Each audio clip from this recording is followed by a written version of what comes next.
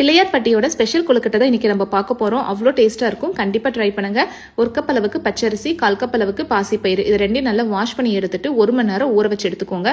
ஊற வச்ச அரிசி இந்த மாதிரி துணியில பரப்பி நல்லா காய வச்சு எடுத்துக்கோங்க. அது காஞ்சதையோ ஒரு சட்டி எடுத்துக்கோங்க. கடாயில இதை போட்டு நல்லா வாசம் வர வரைக்கும் வறுத்து எடுத்துக்கோங்க.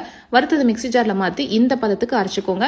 இன்னொரு கடாய் எடுத்துக்கோங்க. 3 கப் அளவுக்கு தண்ணி, அரைச்சு வச்ச இந்த பொடியை போட்டு நல்லா கிண்டி விட்டுட்டே இருந்தீங்கன்னா இந்த பதத்துக்கு நல்லா திக்காய் வரும். நல்லா இது வெந்ததையோ உங்களுக்கு டேஸ்ட்டுக்கு தந்த அளவுக்கு நீங்க வெல்லம் ஆட் பண்ணிக்கலாம். நான் 1/2 கப் அளவுக்கு வெல்லம் ஆட் பண்ணிருக்கேன். நல்லா கிளறி விட்டு திக்கானதையும் கடைசியா தேங்காய் துருவல், ஏலக்காய் போட்டு நல்லா கலக்கி விட்டுட்டு நல்லா ஆறுனதையும் நீங்க கையில கூட சும்மா உருண்டை பிடிச்சி வைக்கலாம். இல்லைன்னா அழகுக்காக அந்த மோல்டுல கூட வச்சு எடுக்கலாம். இது அப்படியே 10 நிமிஷம் நீங்க ஸ்டீம்ல வேக வச்சு எடுத்தீங்கன்னா அருமையான பிள்ளையார் பட்டி கொழுக்கட்டை ரெடி ஆயிடுச்சு. இதை சாப்பிட சாப்பிட அடுத்து சாப்பிடலாம் அப்படிங்கிற ஆர்வத்தை தூண்டுற அளவுக்கு சூப்பரா இருந்துச்சு. நல்லா மென்னு சாப்பிட்றதுக்கு அவ்வளோ டேஸ்டா இருக்கும். கண்டிப்பா ட்ரை பண்ணுங்க. நெக்ஸ்ட் வீடியோல பார்ப்போம்.